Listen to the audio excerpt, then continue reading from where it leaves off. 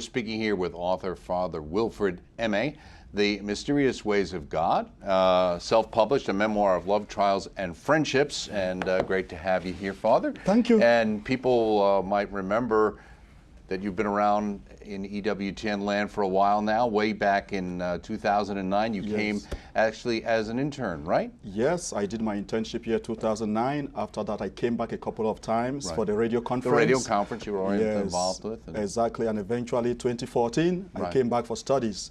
And since then, I've been in Our Lady of Sorrows Church. And right now, I'll be leaving Our Lady of Sorrows Church. I'm moving to St. Agnes Parish in Westchester, Philadelphia. There I will continue with my studies. Okay, and you were going what? Where were you going to school actually when you were here? I was at UAB, University of Alabama, Birmingham. In Birmingham itself. Yes. And with heartfelt dedication to a Monsignor Martin Muller. Now, that's not a name most people would know, but around here they'd know him. Yes, Father Muller, Monsignor Muller, has been my pastor for the past 4 years. And in fact, he encouraged me to write this memoir. He has been a wonderful man, love and care, and he has encouraged me a lot in my ministry. I've been a priest for 14 years, and he's been for over 40 years. So it was a wealth of experience for me to work with Father Martin Muller.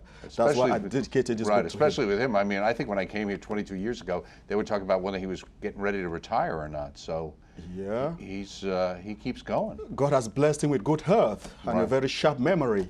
So he's still there. He's able to say 2-3 masses on a Sunday. Now you're from Cameroon, right? Yes. Okay, so what do you have to do with Chinese farmers and horses? Wow, that analogy was used by Michelle, and I think the main point... Michelle Johnson, who's our communications director, is a friend of yours. Yes, Michelle Johnson has helped me a lot throughout my ministry and my field as a Catholic communicator. So I think the analogy there really fits, because coming into a new culture, if you come with an open mind, you will discover the good and the bad and the ugly. And with that open mindset, you can learn a lot. And like I said in my book, there is no superior or inferior culture. We are all lenders and borrowers. Exactly. That's a great way. She said, as a first world country, many Americans assume that the benefit of being here is all one way. But those who read this memoir will quickly realize how much they can learn from the culture of this godly priest, Father Wilford, and the love of his own country. What would you say for people would be the greatest gift Cameroon would have for people in the United States? The value of family life, the spirit of celebration. We are happy people who celebrate in spite of our trials and difficulties. Throughout my ministry, communities I visited, they are always happy. We celebrate birth, we celebrate death, we celebrate everything. And so that joie de vivre, the joy of life, is always in our communities. You say when I pondered writing this memoir, you were a little concerned because you were worried about getting caught up in kind of self-praise. Actually, by God's grace, I've had a very successful ministry in Our Lady of Sorrows Church, and I give thanks to God for that. And if you look at all the chapters, you will see that it's all like a comedy, a story of joy, a story of success. So I didn't want to get people confused. I'm just recounting what God has done through me. And so Father Muller insisted that please write it, because people would like to know about the experience of the first Cameroonian priest in a predominantly white community. And that actually makes a difference. That's why I have a chapter there, the black priest in a white church. And contrary to what some people thought with the racism and segregation in the 60s, I experienced a different kind of hospitality, the Southern hospitality. Even in my Cameroonian friends who visited me, they say, wow, we didn't know about this. So there is so much in Alabama, in Birmingham, in the Christian communities that people who are prejudiced, until they come here, they will not understand. Exactly. Now you're saying regarding cultural adjustment, I often found myself at a crossroads, and you say, I blessed and prayed over dogs and other pets for the first time in my life. Something I would have sworn I would never do if I had been asked years ago while in Cameroon. Is that because you don't really have pets, or you don't think of animals in that way in Cameroon? Exactly, we have pets, but we don't treat our pets the way pets are treated here. Pets here are part of the family.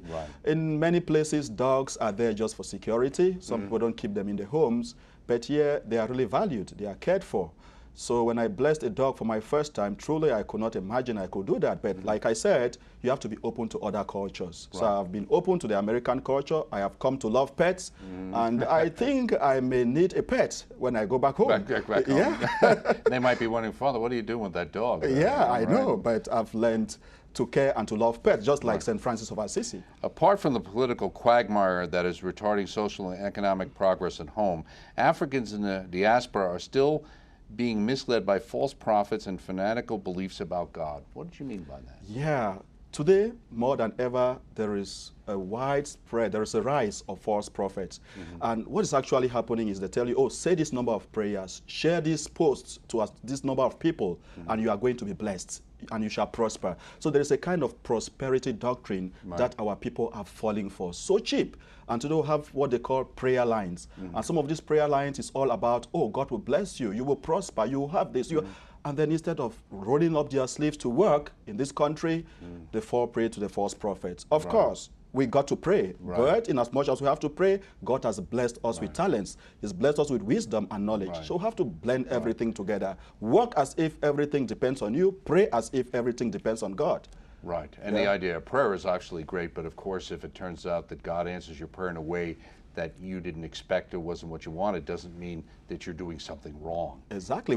That's why we pray for God's will all the time. Right. And I wanted them also to watch out against superstitious Christianity. There are some Christians who are superstitious. They go to God only because they want God to act like a robot. And if you go, you get it, oh, God has done it for me. If you don't get it, it's as if God is dead. Right. So Christians should watch out against superstitious beliefs. Our relationship with God has to be like the relationship of a friend. You don't always expect a friend to give you things all the time. Right. You said, in my life, I've learned to surrender everything to God because it's my firm belief that God is in control of all events in human life. One of my mantras is, God knows why. Yeah, God knows why. Throughout my life as a seminarian, I had my own difficulties. We had our own family difficulties. Right. And in all those Well, you even took a year off, weren't you? Or you wanted to take a year off? I wanted to take a year off, but right. I explained how I had this inspiration from the Blessed Virgin Mary, and she told me, don't be afraid, I will help you. That's how I changed my mind. Right. Yeah, so throughout my life, in times of trials, I believe God always knows why. Yeah, he can write straight on crooked lines. So why are you quoting Benjamin Franklin in this book? I really love that particular quotation because, you know, in spite of our various beliefs, one thing that unites us is the belief in God. It's a supreme being. Give him any name. So that quote there goes back to the scriptures. Right. Unless the Lord builds the house, in vain do the builders labor. And for me, I thought that was very important during the time of the Constitutional Conference. Right. Yeah. Now, in where you're going right now and continue on with your studies, what are you actually studying that you're going to be working on? Right now, I'll be doing a doctorate program on public policy and administration. I've had a master's degree in communication, and I think blending the two is going to help me back in my home country. Right. Now, one of the things you said, well, in Birmingham Diocese, the priests wear their collars almost all the time, unlike in my whole country where priests often go around in ordinary dress and rarely wear cassocks. The few clerical shirts I had were not black, so I wore them from time to time until someone asked me how it feels being an Anglican priest. Exactly. Yes, truly, I learned in America that priests put on black clerical shirts, unlike in my home country. And so when I came, I didn't know about that. And some people asked me, but what's going on? Then I came to discover that I got to be in that black and black attire, my clerical shirt. Yeah, and I really admire the way priests are faithful to their clerical dress, unlike back home where they hardly put on their clerical dress. Most often we put on the cassock, but most often during liturgical celebrations. Right. So I've learned also in this culture to be faithful to putting on my clerical dress so that I can identify myself anywhere as a priest. Right. Yeah. Okay. In chapter 5, the Fatima story and the mysterious ways of God. When I was growing up, even before I felt the call of priesthood, the first story I ever read about the apparition of Our Lady of Fatima. And that had a big impact on you. Yeah, that was the first story. And then on the 13th anniversary of my priesthood, my friends offered me a trip to Fatima. And you know the number 13 is very significant in that apparition. Mary appeared on the 13th of the month from May through October. And then on the 13th also, I have had some extraordinary experiences in my life. Like on the 13th of August 2009, I narrowly escaped a ghastly car accident. 13th of the month, when I went home, my bag was stolen. Unusually, it was brought back to me. That was in the capital of Cameroon, where a thing like that never happens. So all those make me to believe in the mysterious ways of God and in the intercessory role of the Blessed Virgin Mary in my life. Yeah.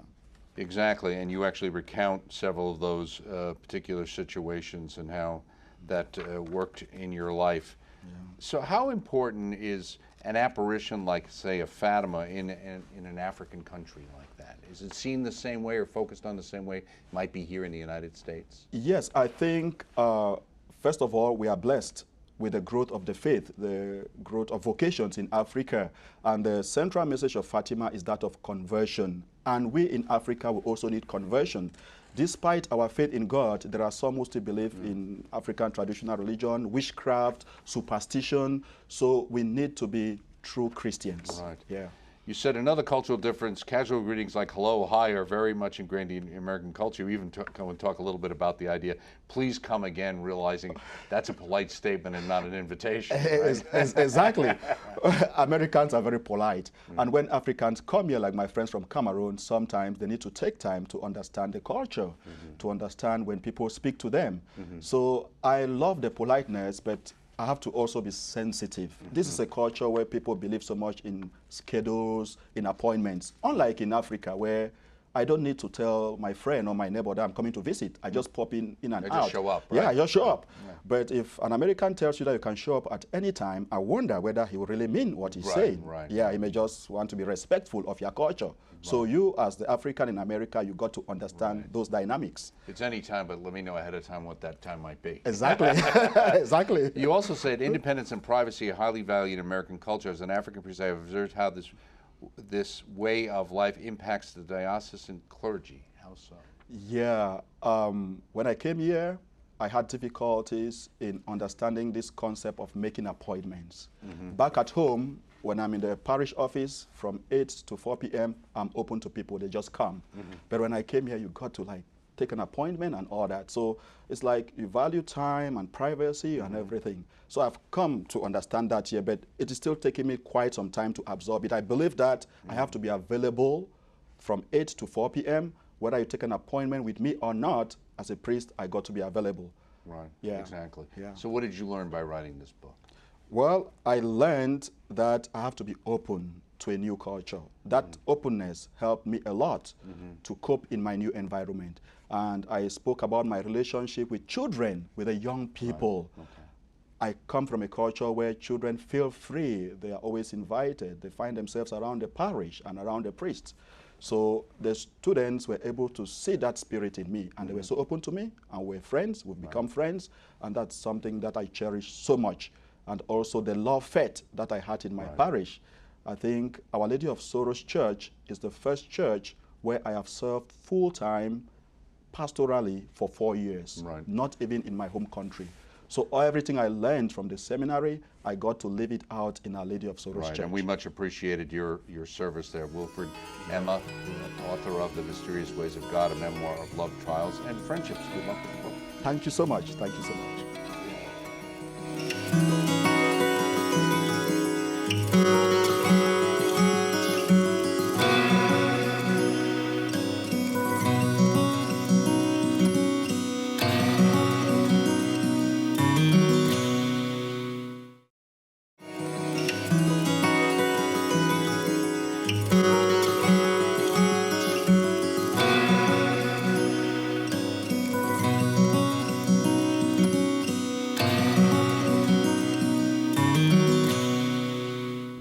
Bookmark at the CNN, talking with Father Edward Looney. Good to see you again, Father. Yes, nice to be here. I saw you a couple of years ago at Chicago when you had an earlier work. Yeah, it's called a Rosary Litany.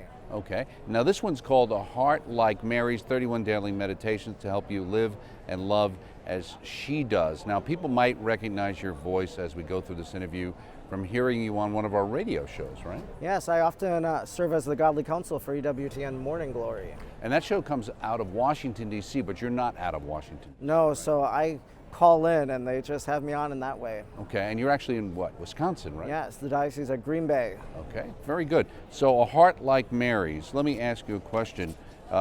in putting this book together. Now, it's my understanding you have like 3 different parishes you take care of, right? Yes, so 2 parishes, 3 churches. So how do you find the time to write?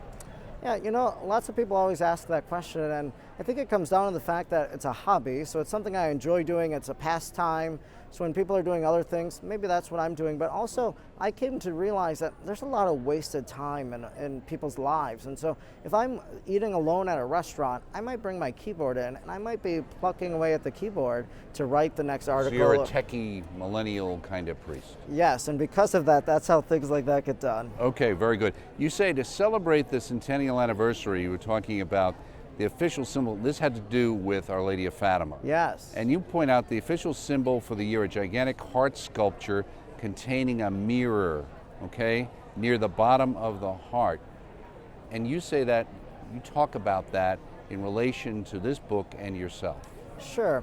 Yeah, so when I was in Fatima for a congress that I attended, I was looking at that sculpture, and as I saw myself in the heart of Mary, I also came to realize, well, her heart should also be in us. And so maybe that's how the triumph of the Immaculate Heart will happen, how it will take place. Right. And but really, Raniero Cantalamessa, for example, says that when we look at Mary, it's like a mirror, that when we see her, we should ask, what does that mean for me? And so that's what I really try to accomplish. You say, the premise of the book you now hold is born out of an unforgettable experience with my spiritual director while in seminary. What was that?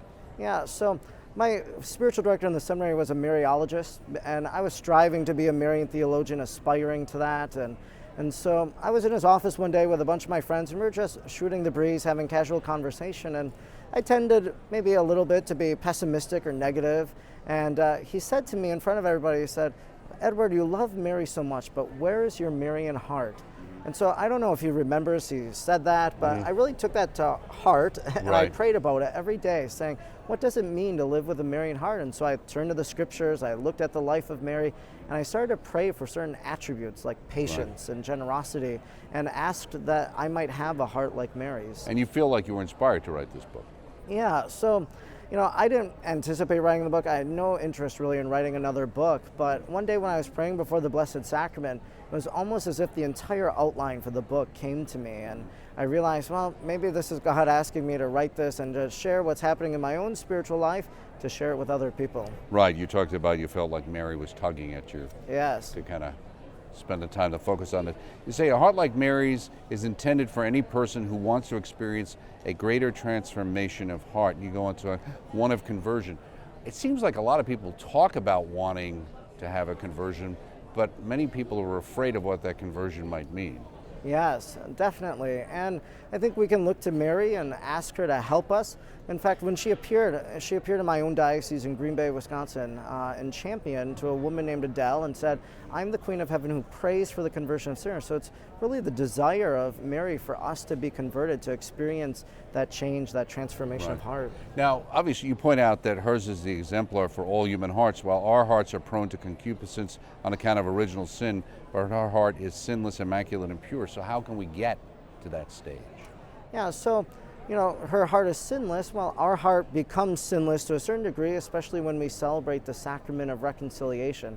When we strive to have pure love of God and of others, well, then that's imitation of the pure heart of Mary. Right. You say, I desire to love Jesus as she loved Jesus, and to love my neighbor as she loved her neighbor. So how do you figure out what that is?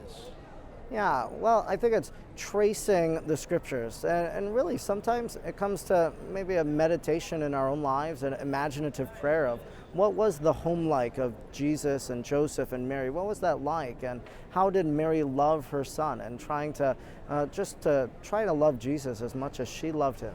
Now you say the format of this book, A Heart Like Mary's, is straightforward, 31 meditations meant for daily use, and you talk about the Marian months of May and October being, I guess, prime candidates, because they're also 31 days. So why is it 31? Because there's 31 days in those 2 months? Well, Father Michael Gately already had the market on 33 days. Oh, okay, so you subtracted 2 and came up with a new book. Essentially, I just wanted to do a monthly devotional, yes. Okay, well, I appreciate your honesty. I typically try to take on an extra Marian devotion as a way to honor Mary in May or October. What would something like that be? So it might be picking up a book by an author that I want to read. It might be praying the 7 Joys of Mary, or recommitting to the Angelus, or just any of the various Marian prayers we have in our tradition. Do you think there's more interest today again in Our Lady and in her messages coming out of Fatima, etc.? Sure. And why do you think that is? Yeah, I think there's been a revival.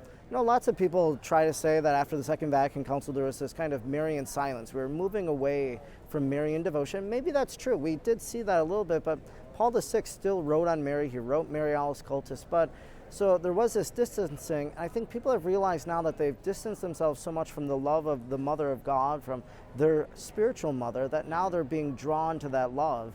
And especially with the centennial of Fatima, that was a great resurgence, I think. And lots of prolific authors and writers writing on Mary are helping to foster that devotion again. Right. You say the journey will be twofold: to discover first the attributes of Mary's heart. So what are the attributes of Mary's heart? Yeah, so looking at Scripture, just all the different events that we found. So I start with the Annunciation and Mary's patience, that really she was waiting with all the people of Israel for the coming of the Messiah, only to have the angel appear and say, well, you're going to be the mother of the Messiah. You're going to give birth to him. And so Mary patiently waits. And then she asks the question, how can this be? So her heart seeks clarity, seeks knowledge.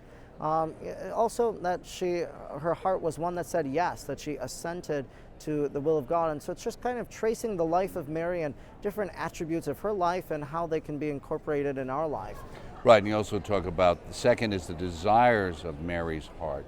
Yeah. And that you focus now through a approved private revelation. Yes, so Mary's appeared all over the world, and so when she does, she comes with a message, and oftentimes she has some sort of desire for us. The desire for conversion, the desire for reparation, the desire for peace, to pray the rosary. One of my favorite apparitions in Belgium is Borang, and Mary said, I have come here so people will come on pilgrimage. And so, that's a desire. Mary wants us to visit holy places, to pray there, to really go to her home there at those shrines. So it's really fulfilling her desires, and as we do that, what she desires becomes our own desires then as well. Right.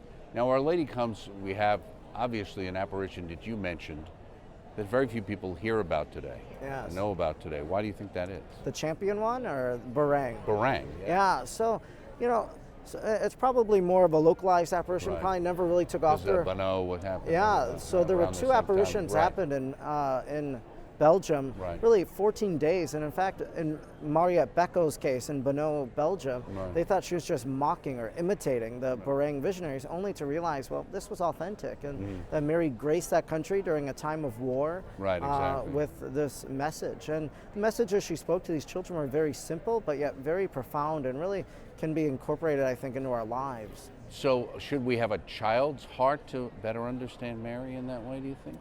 Yeah, well, we are a child of Mary, a son and daughter of hers, and so maybe that childlike faith that Jesus talks about in the gospel, that's another way that we can approach our mother. Right, you talk about the fact that you're invited to call about Mary's intercession in your life. How do you explain that? Do you ever have people, let's say, who were dealing with Protestants, or maybe people who came and are Protestants and say, well, why are we talking about Mary all the time? Yeah, well, Mary is the one who is closest to the Lord. She's the Queen of Heaven, and because of that, just like in the Scriptures with the Queen Mother, she's advocating for us, she's interceding for us. And really, I think lots of people point out to our Protestant brothers and sisters that, well, if you have a problem with intercession, well, do you ask other people in this life to pray for you? And, if people are in heaven, and we know Mary's in heaven, we know the saints are in heaven, well, why not ask them? They're very close to the Lord, and why not ask their prayers as well? Right, okay, good point. You say it's also simply not enough to reflect on the heart of Mary. Reflection must lead to action and the cultivation of a heart like hers. How have you tried to put that into your practice, in your life? Yeah, so each day in the book I give an action item to really suggest this is a way that we can maybe put what we've reflected on and meditated upon into action. And some of those items are in my mind and kind of have changed my life. I talk about Mary being attentive to the wedding couple, attentive to the needs of others. And when I'm at a restaurant, when I'm at at a coffee shop or wherever I'm at, it's simply calling someone by name, realizing their dignity and being attentive to the other person. Right, okay. And so this particular book How long did it actually take you to write? That's a good question. Maybe a few months, and really it was just sitting down every day and praying about it and writing down some thoughts, and then sitting down and typing away at it. Right, okay. So is this the second book you've written altogether? This is my second book right now. I had a lot of other books, but right now they're all out of print because the publisher went under, but Were you publishing them when you were 12 years old or something? no. So when I started in the seminary, so probably about 2011. Really? I was at the Shrine of Our Lady of Good Help, and that's where it all started, the National Shrine now. And they wanted a children's book, and they asked me to write a children's book, and so I did that. And they asked me to do a few other devotionals, and that's kind of how it all came about. So are you working on anything?